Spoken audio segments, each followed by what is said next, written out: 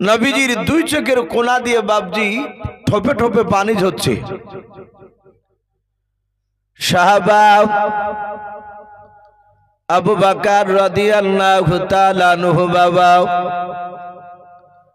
আল্লাহর নবীকে বলেন, হুজুর আপনি আমাদের দিকে তাকিয়ে কেন কান্না করেছেন বলেন? ওগো নবী, আপনার চোখের পানি আমরা সহ্য করতে পারি নাই। আল্লাহর নবী জনাবে মুহাম্মদ রাসূলুল্লাহ সাল্লাল্লাহু তাআলা আলাইহি ওয়াসাল্লাম নবী আমার বললেন, আবু বকর আমি তোমাদের চেহারা দেখেছি, আমার বহুদিনকার পুরানো কথা মনে পড়ে যায়।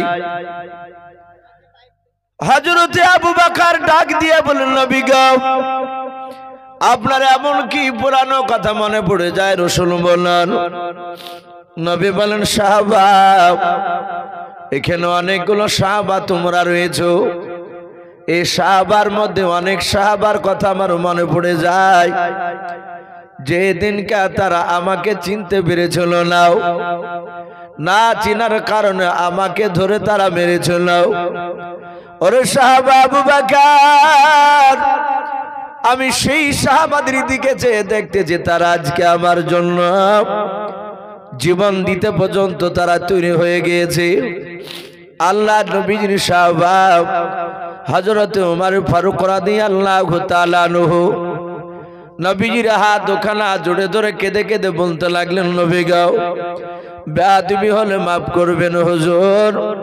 ওগো নবীজি আমি ওমর ঈমান আনার পর রাসূল শুনালেন বেঈমানেরা আপনাকে মারার কেউ সাহস পায় নাই। ওগো নবীজি আমি আপনার কাছে ঈমান আনার পূর্বে বেঈমানেরা আপনাকে অনেকে ধরে মেরেছে। ও রাসূল আমি ওমর ঈমান আনার পর আর কোনো বেঈমান আপনাকে মারতে পারে নাই। আল্লাহ দরদি নবী ওমরের হাত দুখানা ধরে বলেন, ওমর রে তুমি হয়তো ভুলে গিয়েছো, আমার মনে আছে ওমর তুমি ঈমান আনার পর এক ইহুদের আলেম বেঈমান আমাকে ন্যায় অন্যায় করে কথা বলেছিল। ওমর বলছিল, হুজুর আপনাকে ন্যায় অন্যায় করে কথা বলেছিল এক বেঈমান। সেই ইহুদির আলেম বলে, হ্যাঁ। হযরত উরাইকা রাদিয়াল্লাহু তাআলা আনহু তিনি রাসূলুল্লাহর পাশে বসা ছিলেন। উনি বললেন, ফেদাকা আবি ওয়া উম্মি ইয়া রাসূলুল্লাহ, ওগো নবী আপনার পদতলে আমার পিতামাতা কুরবান হয়ে যাক। নবী আপনি বলুন ওমর ঈমান আনার পর কোন ব্যক্তি বেঈমান আপনাকে গালিগালাজ করেছিল? কারণ বাপজি ওমর এত শক্তিশালী পালোয়ান ছিল, আমরা তার জীবনে অনেক বক্তার মুখে শুনেছি। রাসূল বলেন ওমর ঈমান আনার আগে প্রকাশ্য বাপজি কলমার দাওয়াত দিতে পেরেছিলেন না, নবী চুপি চুপি কলমার দাওয়াত দিতেন শুধু ওমরের ভয়ে। ওমর এত বড় শক্তিশালী ছিল বেয়াদব, রাসূলকে তখন চিনতো না। আল্লাহ রাসূল ওমরের বাহাদুরি দেখে নবীজি রাত্রিবেলা কালতেন, ওগো আল্লাহ, নবী কেঁদে কেঁদে বলতেন, ওগো আল্লাহ তোমার উমার বান্দা আমার উম্মত, সে যদি একটিবার যদি আমার কলেমা পড়ে নিত, আর যেভাবে বেঈমানদেরকে নিয়ে তোমার ইসলামকে ধ্বংস করার চক্রান্ত চালাচ্ছে, সে দাদাগিরি দেখায়, সে কলেমা পড়লে তোমার সাথীদের তোমার বান্দাদেরকে নিয়ে ওমরের সাথীদেরকে নিয়ে আমার অন্য সাহাবাদেরকে নিয়ে ওমর উনি কলমার নেতৃত্ব দান দিতেন। বলুন সুবহানাল্লাহ। আল্লাহ রাসূল দোয়া করতেন, আল্লাহ রাব্বুল আলামিন ওমরের দোয়াকে কবুল করে নিয়েছেন। উরাইকা বলছে, নবী বলুন কবে ওমর ঈমান আনার পরে কোন ইহুদি আলেম গালি দিয়েছিল আপনাকে? উরাইকা জানতো না, কারণ উরাইকার বাড়ি মক্কা নগরে ছিল না, তার বাড়ি ছিল বাপজি শাম দেশে। নবীর আখলাক চরিত্র দেখে মক্কা থেকে বাপজি নয় শাম দেশ থেকে মক্কাতে এসেছিল ঘুরতে। আবু জেহেলের বাড়িতে বেড়াতে এসে নবীর ব্যবহার দেখে সে কলমা পড়েছিল। বলুন সুবহানাল্লাহ। সেই উরাইকা জানতে চাইলে নবী বলতে শুরু করলেন, কিতাবে লিখেছে বাপজি সেরাতে হালবে বলে একটি কিতাব, উলামায়ে দেওবন্দের লেখা। সে কিতাবটিতে রাসূলুল্লাহর বাপজি জীবনী পাওয়া যায়। এক ইহুদির আলেম বাপজি সে রাসূলুল্লাহকে চিনে না, কিন্তু সে কিতাবে পড়েছে তাওরাত, জাবুর বলে কিতাব, যাকে আমরা জবুর কিতাব বলি। সেই কিতাবে পড়েছে আখিরি জামানা রাসূল আসবে। সে নবী সারা পৃথিবীর মধ্যে শ্রেষ্ঠ নবী।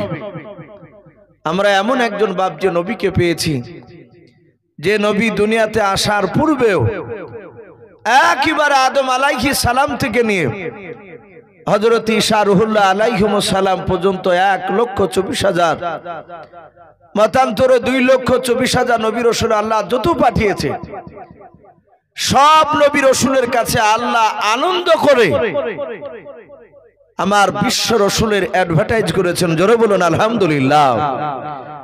নবীজির কথা বলতেন, আমি আখিরি জামানার আমার রাসূলকে আমি পাঠাবো।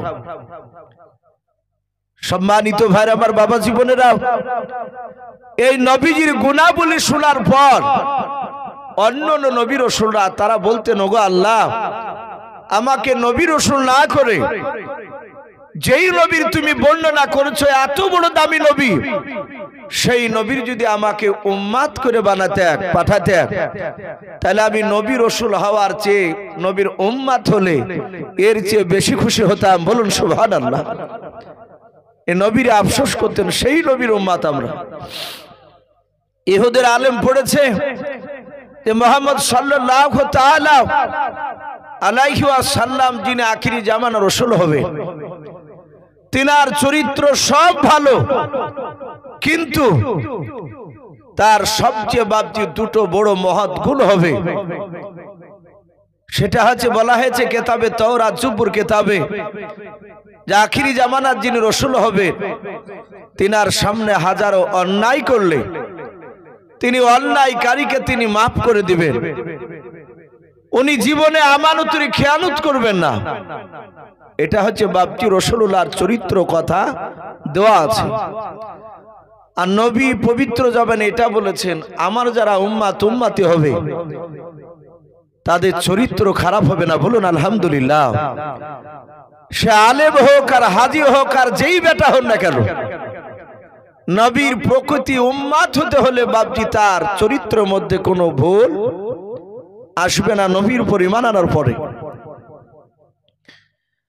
আমার বিশ্ব নবীর বাপজি কথাটা শোনার পরে ইহুদির আলেম মনে মনে চিন্তা করলে মনে হয় রাসূলুল্লাহ দুনিয়ার বুকে চলে এসেছে। যে ইহুদির আলেমটা বাপজি কিতাবটা পড়েছিল, সেই ইহুদি আলেমটার নাম কিতাবে এসেছে বাপজি রাহাব। কি নাম বললাম ভাই? রাহাব বলে নাম। ইহুদির সবচেয়ে বাপজি আরবের মধ্যে বড় আলেম।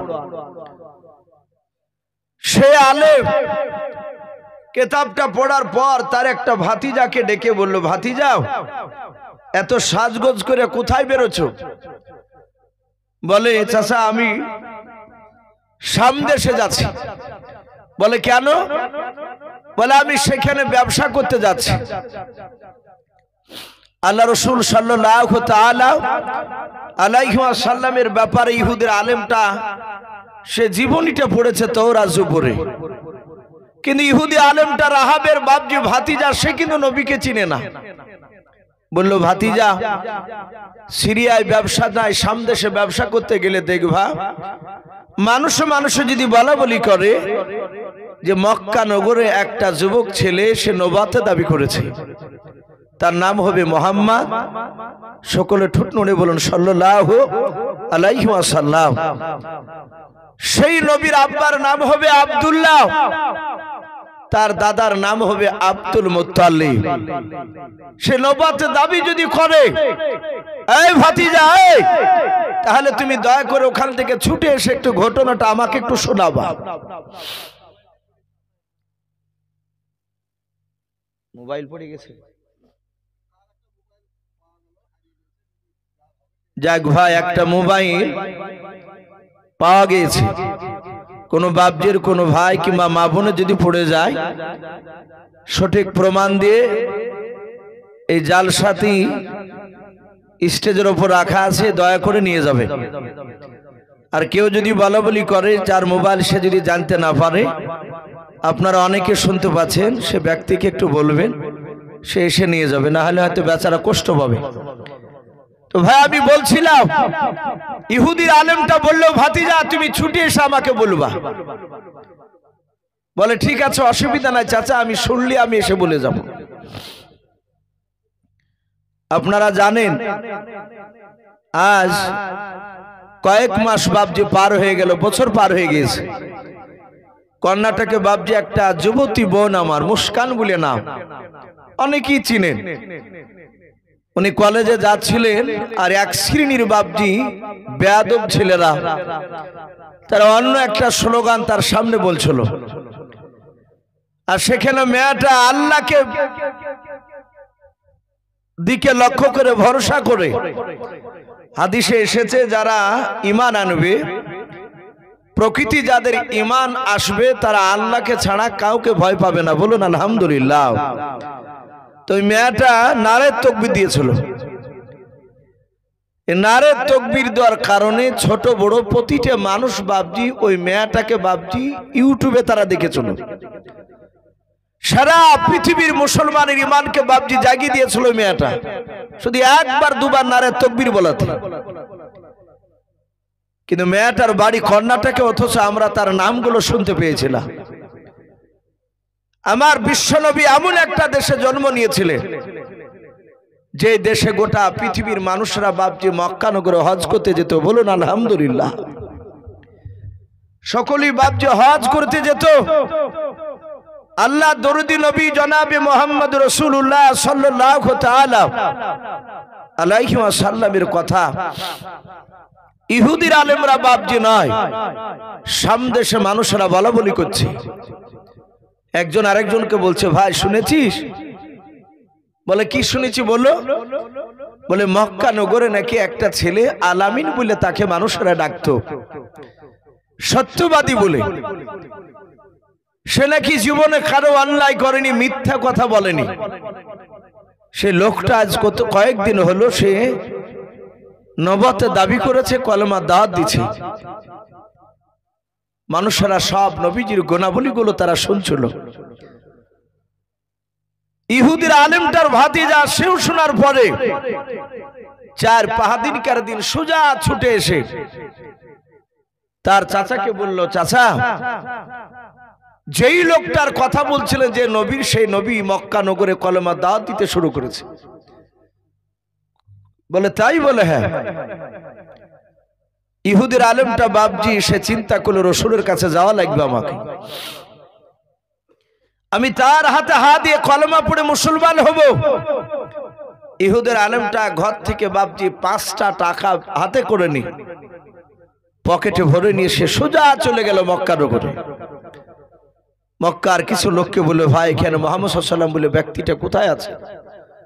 কিছু লোক বলে, সামনে যাও দেখতে পাবা।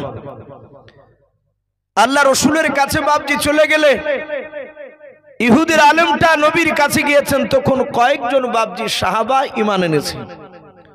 সবাই রসুলের উপর বাপজি তখন ঈমান আনেনি, মুসলিমও কয়েকজন, উমারও ঈমান আনেনি তখন। ইহুদির আলেমটা যাওয়ার পর বিশ্ব নবীর কাছে গিয়ে নবীর কে জিজ্ঞাসা করলো, ভাই তোমার নাম কি মুহাম্মদ? বলুন সাল্লাল্লাহু আলাইহি ওয়াসাল্লাম। নবীজি বললেন, হ্যাঁ আমার নাম মুহাম্মদ সাল্লাল্লাহু আলাইহি ওয়াসাল্লাম। ইহুদের আলেমটা বলল, তুমি কি নবী প্লাস রাসূল? নবীজি বললেন, আমি নবী প্লাস রাসূল। এখানে যারা বাপজি উলামে কেরাম আছে তারা আশা করি জানেন নবী আর রাসূলের মধ্যে পার্থক্যটা কতটা। কিন্তু অনেক সাধারণ মানুষ আপনারা যারা হয়তো কোরআন হাদিস পড়েননি, তারা নবী আর রাসূল পার্থক্য হয়তো বুঝতে পারবেন না। এতটুকু মনে রাখবেন, সব নবী রাসূল হতে পারে না, কিন্তু সব রাসূল নবী হতে পারে, এতটুকু পার্থক্য। আল্লাহ রসুল বললেন আমি নবী প্লাস রসুল। ইহুদের আলেমটা চিন্তা করছে বেটার হাতে যদি আমি বিনা পরীক্ষায় এর ওপর যদি ঈমান আনি, আর বাস্তবে যদি সে নবী না হয়, রসুল না হয়, তাহলে ওর ওপর ঈমান আনা এটাও জাহান্নামের রাস্তা। আবার চিন্তা করছে এই নবীকে যদি পরীক্ষা নিতে যায়, পরীক্ষা নিতে গিয়ে যদি আমার মওত হয়ে যায়, তাহলে এটাও জাহান্নামের রাস্তা। আল্লাহ বলবে আমার নবীকে পাওয়ার পর কেন তুই পরীক্ষা নিতে গিয়েছিলি? ইহুদের আলেমটা চিন্তা করলে আমি বিনা পরীক্ষা এর উপর ঈমান আনবো না। ইহুদের আলেমটা পকেট থেকে 5টা টাকা বের করে আল্লাহর নবী জনাবে মুহাম্মদ রাসূলুল্লাহ সাল্লাল্লাহু তাআলা আলাইহি ওয়াসাল্লামের হাতে বাবজে ধরে দিলেন। আল্লাহর নবী টাকাটা ধরার পর বললেন ভাই এই 5 টাকা আমি কি করব? বলে নবী গো আমি 5 টাকা আপনার কাছে আমানত স্বরূপ রাখার জন্য দিলাম। আপনার এলাকায় 5 টাকার পরিবর্তে 20 কেজি খেজুর ভালো পাওয়া যায়? বলে হ্যাঁ। ডাক দিয়ে বলেছিল ওগো আল্লাহর নবী, ও নবী রাসূল শুনে নেন, আমি আপনার কাছে 1 নাই 2 নাই, আমি 15 দিন পর কিংবা 15 দিন কার দিন আমি এসে 5 টাকার বিনিময়ে 20 কেজি খেজুর নিয়ে যাব। এই নবী আপনি টাকাটা নিয়ে খেজুরগুলো আপনি গুছিয়ে রাখবেন। আল্লাহর নবী জনাবে মুহাম্মদ রাসূলুল্লাহ সাল্লাল্লাহু তাআলা আলাইহি ওয়াসাল্লাম নবী আমার রাগ করলেন না, বিরক্ত মনে করলেন না। নবী আমার মিষ্টি হাসি দিয়ে বললেন ভাই তুমি 15 দিন কার দিন কিংবা 15 দিন পর এসে তোমার 5 টাকার বিনিময়ে 20 কেজি খেজুর কিনে রাখবো, তুমি নিয়ে চলে যাবা। ইহুদের আলেম আল্লাহর নবীকে বলে বাপ যে রাস্তা দিয়ে বাড়ি চলে যাচ্ছে, আল্লাহকে ডেকে বলেন মাওলা তুমি আমাকে 15 দিন জিন্দা রাখবা, 15 দিনের মধ্যে তুমি উম্মত বানাও, কারণ আমি তোমার নবীকে পরীক্ষা নিতে এসেছিলাম। আমি তোমার নবীকে পরীক্ষা নেওয়ার জন্য আমি 5টা টাকা দিয়েছি। সত্যিকারী নবী হলে তার উপর ঈমান আনবো, ভণ্ড নবী হলে ঈমান আনবো না। ইহুদের আলেমটা বাড়ি থেকে দিন গুনতে লাগলো। 1 দিন 2 দিন 3 দিন 4 দিন 5 দিন 6 দিন 7 দিন 8 দিন 9 দিন পার হয়ে 10 দিন বাপজি হতে চললো। 10 দিনে সেদিনও পার হয় নাই।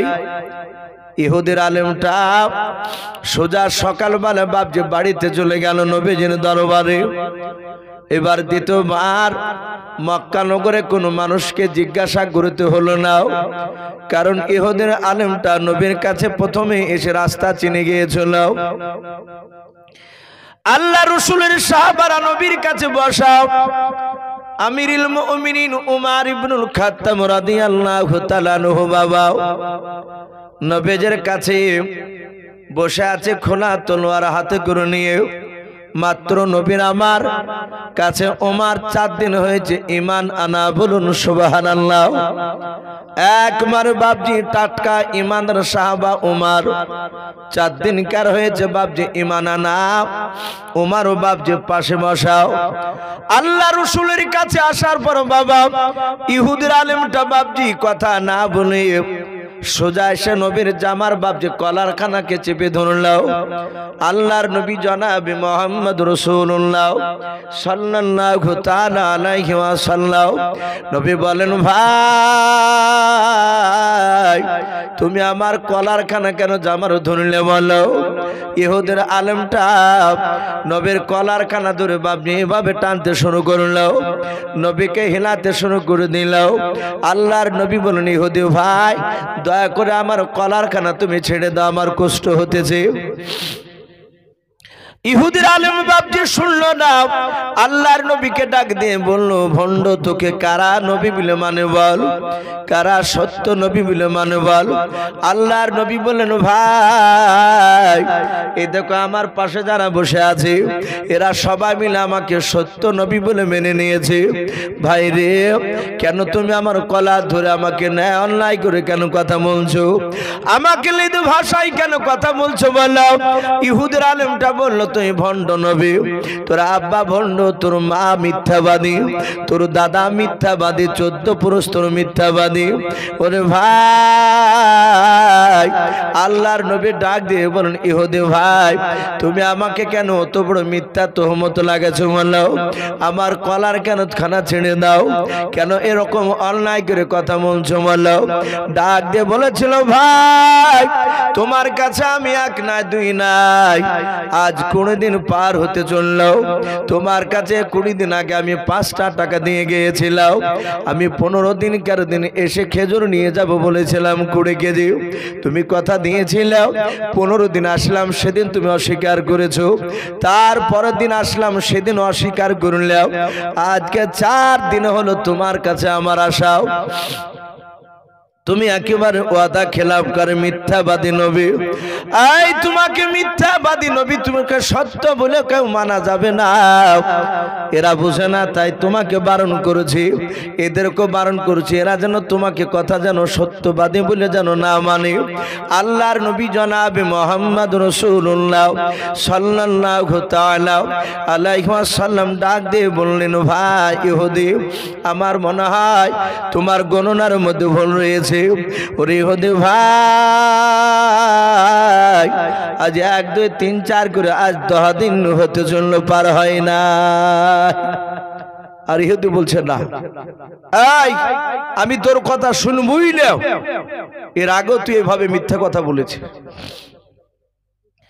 আল্লাহর নবী জনাবে মুহাম্মদ রাসূলুল্লাহ সাল্লাল্লাহু তাআলা আলাইহি ওয়াসাল্লাম, দরদে নবী আমার, চোখ দিয়ে বাপজি পানি ঝরতেছে নবীজির। ইহুদি এত জোরে কলার খানা চেপে ধরে টানাটানি করেছিল। হযরত ওমর পাশে বাপজি আপনার বসেছিলেন, দাঁড়িয়ে গেলেন। দাঁড়িয়ে যাওয়ার পর ওমর উলুঙ্গা তলোয়ারের বাপজি উল্টো পিঠ দিয়েও ওমর ইহুদির ডান হাতে বাপজি এত জোরে আঘাত করেছে, এত জোরে আঘাত করেছে। আল্লাহর নবী বাপজি বলেছিলেন, ওমর ঈমান আনার পরে ওমরের বাহুতে আল্লাহ এত শক্তি দিয়েছেন। আল্লাহর নবী বলেন, আমার ওমরের হাতে দুনিয়ার 50টা যুবকের শক্তি একাই আমার ওমরকে দিয়েছিলেন। বলুন সুবহানাল্লাহ। এত বাপজি হাতে ওমরের বাপজি বাহুতে শক্তি দিয়েছিলেন আল্লাহ। ওই তলোয়ারের উল্টো পিঠ দিয়ে ওমর বেঈমান ইহুদি বলে বাপজি জোর আঘাত করে দিয়েছে। ইহুদির হাত খানা নবীজির কলার থেকে ছুটে গিয়েও ইহুদির বাপজি হাতে তলোয়ার মারা জায়গাটায় ইহুদি বাম হাত দিয়ে ধরে বুকের সাথে এভাবে চেপে ধরে ইহুদি কান্না করতে লাগলো। আল্লাহ রাসূলের বাপজি সাহাবা ওমর ডাক দিয়ে বলেছিলেন, এই বেঈমান হাত নামাও, ওমর এখনো মরে নাই, জিন্দা আছে। বলুন সুবহানাল্লাহ।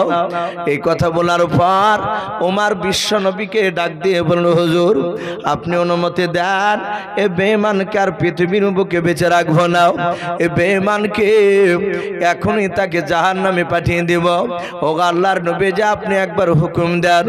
আল্লাহর নবী জনাবে মুহাম্মদ রাসূলুল্লাহ সাল্লাল্লাহু তাআলা আলাইহি ওয়াসাল্লাম ইহুদের চেহারার দিকে বাপজি চেয়ে দেখলেন।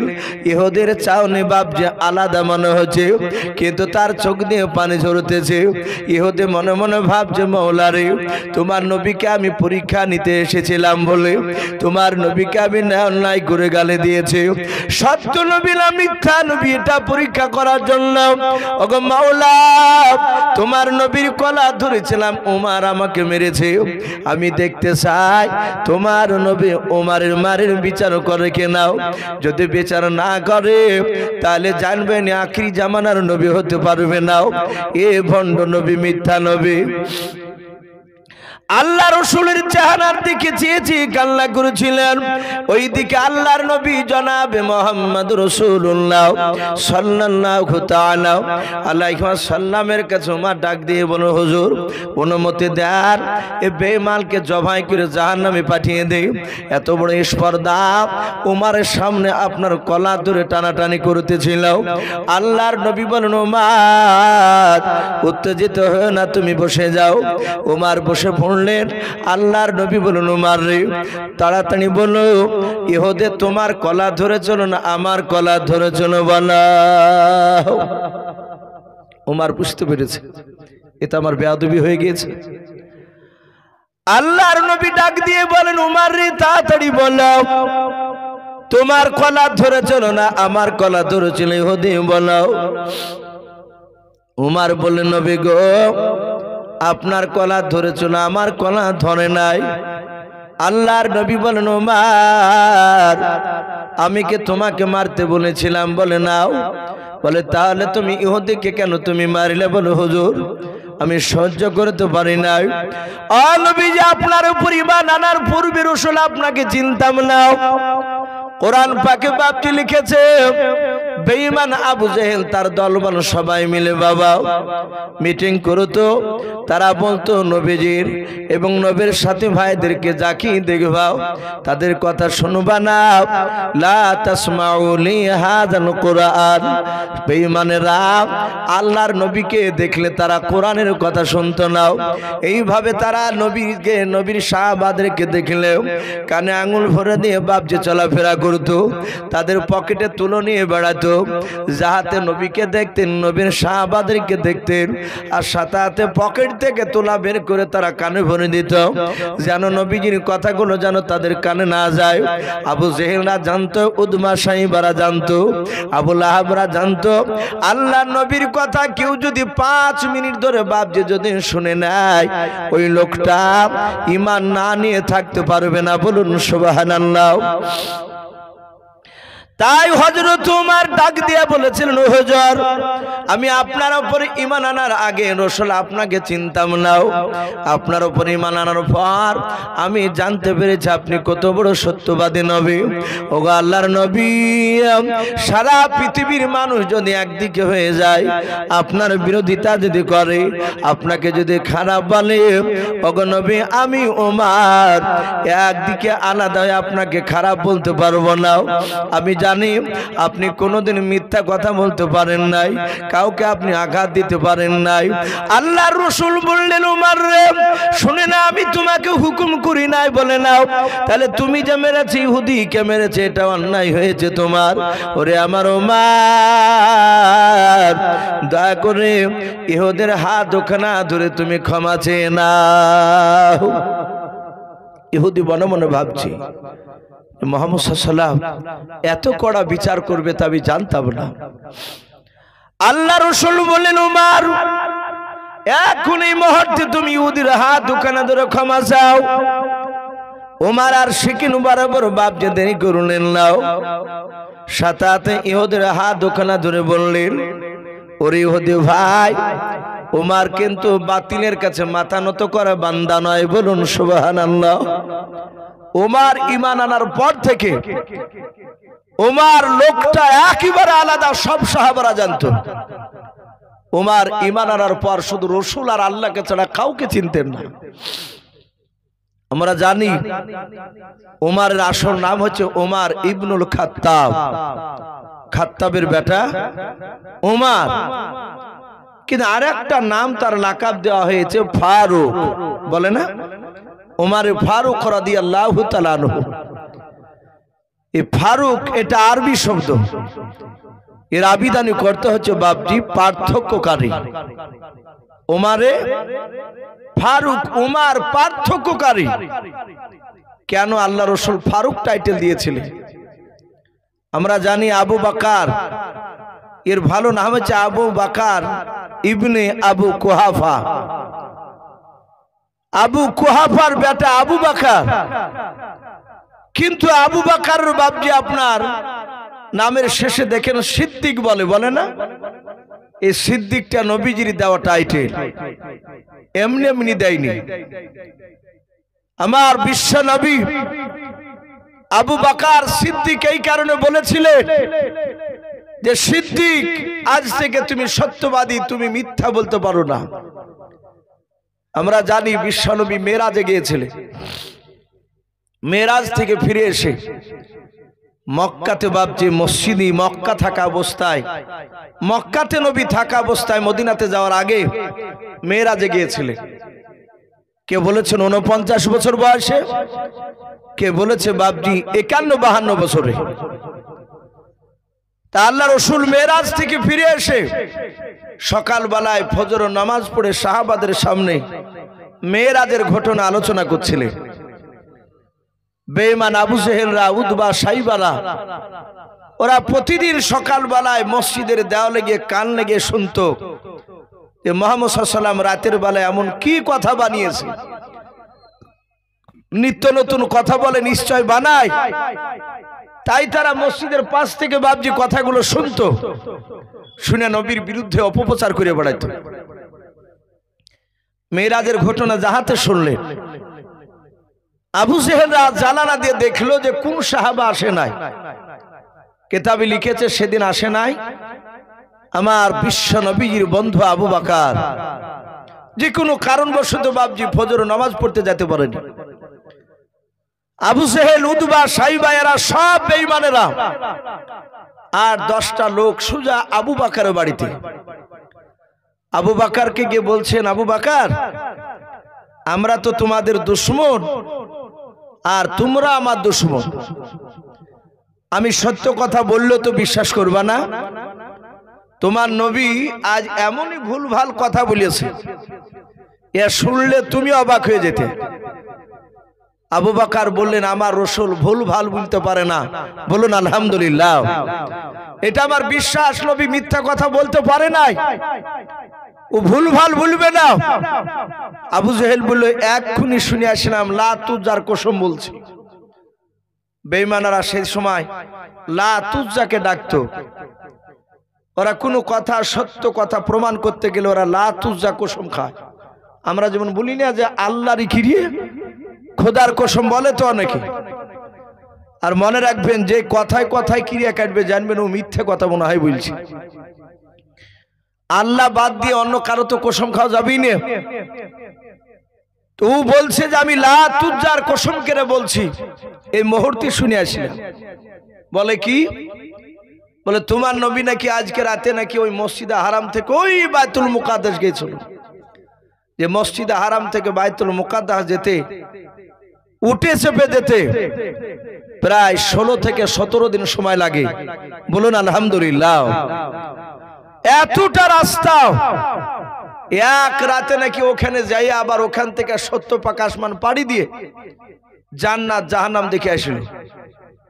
আবার এসে বাড়িতে এসে শুয়ে পড়লো। যে বাড়িতে শুয়েছিল উম্মে হানির বাড়িতে, তারা নাকি কেউ জানতে পারেনি। বলে, আবু বকর, এই কথা কি বিশ্বাস করা যায়? এই কথা কি বিশ্বাস করা যায়? বলো, তুমি সুস্থ মস্তিষ্কে থাকলে কথা কি মানবা? ওরা আবু বকরের অবিশ্বাস যদি চলে আসে তাহলে ওদের জীবন ধন্য, যে আবু বকর ঈমানকে নষ্ট করে দিয়েছে। আমার আবু বকর সিদ্দিক রাদিয়াল্লাহু তাআলা আনহু আবু জেহেল, উতবা, সাইবাদের দিকে লক্ষ্য করে ডাক দিয়ে বলেছিলেন, ও আবু জেহেল, উতবা, সাইবারা শুনে নাও, যেই কথাগুলো তোমরা আমার সামনে বয়ান করিলাও, এই কথাগুলো কি রাসূলুল্লাহর জবান দিয়ে বেরি করেছে বলাও? তোমরা বানে বানে বলছো না, বলে নাও যে এগুলো আলোচনা করলাম চুল পরিমাণ আমরা বাড়তে বলি নাই, এবং চুল পরিমাণ আমরা কম বলি নাই। হুবাহুব জেরাস কবে শোনালাও। আবু বকর বাপটি ডাক দিয়ে বলেছিলেন, আবু জেহেল, আল্লাহর নবীর জবান দিয়ে যদি কথাগুলো বেরিয়ে যায়, নবী যদি বলেন আমি মেরাজে গিয়েছিলাম, আমি আবু বকর আল্লাহর নবীর কথাগুলো সত্য বলে মেনে নিলাম। বলুন সুবহানাল্লাহ। আবু জেহেল বলল একেও পারা গেল না। আল্লাহর নবীজির কাছে আবু বকর দৌড়ে গিয়ে বলেছিলেন, হুজুর আপনি আজ সকালবেলায় ফজরের নামাজের উপর সাহাবাদের সামনে এই কথাগুলোকে আলোচনা করেছিলেন বলুন। আল্লাহর নবী বলেন, আবু বকর রে, তুমি কি আমার কথার উপর সন্দেহ করেছো, বিশ্বাস কে করো নাই? নবীজির বন্ধু আবু বকর কাঁদে আর বলে, নবী আমি আপনার আবু বকর বন্ধু সাহাবা, আপনাকে এত বিশ্বাস করে শুনে নেন হুজুর। আমি বলেছি আল্লাহর নবীজির জবান দিয়ে যদি কথাটা বেরিয়ে যায়, আল্লাহর নবীর কথাগুলো সত্য বলে আমি মেনে নিলাম। আমার বিশ্ব নবী আর থাকতে পারলেন না। আবু বকরকে বুকের সাথে জড়ে ধরে বললেন, আবু বকর আজ থেকে আমি তোমার নাম সিদ্দিক বাড়িয়ে দিলাম। বলুন সুবহানাল্লাহ। তুমি সত্যবাদী। এই উমারের নামটা বাপজি ফারুক এমনি দেয়নি। আপনারা হয়তো শুনেছে রসুলের জীবদ্দশায় নবী বেঁচে আছে, এক সাহাবা আর এক ইহুদি বেঈমান, সে নবীর উপর ঈমান আনেনি। তাদের দুজনের জমি একই পাশাপাশি আলী। এখন ওই দুই জমির মাঝখানে বাপজি একটা খাজুর গাছ রয়েছে। ওমর আইলটাকে ধাক্কা ধুক্কি দিয়ে, ওমরের জামানাতি রসুলের জামানাতি, ওই সাহাবা মুসলমান সাহাবাটা আইলটাকে ঠেলাঠুলি দিয়ে বাপজি গাছটাকে ওর দিকে করে নিয়েছে। আমাদের এলাকায় এক শ্রেণীর মানুষ আছে দেখেন, অনেকে বলে যে আল কাটে। এবার যারা আল কাটে তারা দেখবেন কাপড়কে এমন করে বান্না মারবে, কাপড়কে আটে সিটে বসে বাপজি লাগবে ওই আল কাটতে। ওর আলের উপর দিয়ে মানুষ হাঁটে যেতে পারে না, এমনই শুরু করে ফেলে। তো ওই সাহাবা বাপজি আলটাকে কেটে কুটে ধাক্কা ধুক্কি দিয়ে ওর দিকে গাছ করে নিয়েছে। গাছ কিন্তু ওর নয়। ইহুদি সকালবেলায় যে দেখছে গাছ ওর দিকে, মুসলমান সাহাবার বাড়িতে এসে বললেন, ভাই গাছটা আমার, তুমি কেন করে নিয়েছো? বলে না এই গাছ আমার।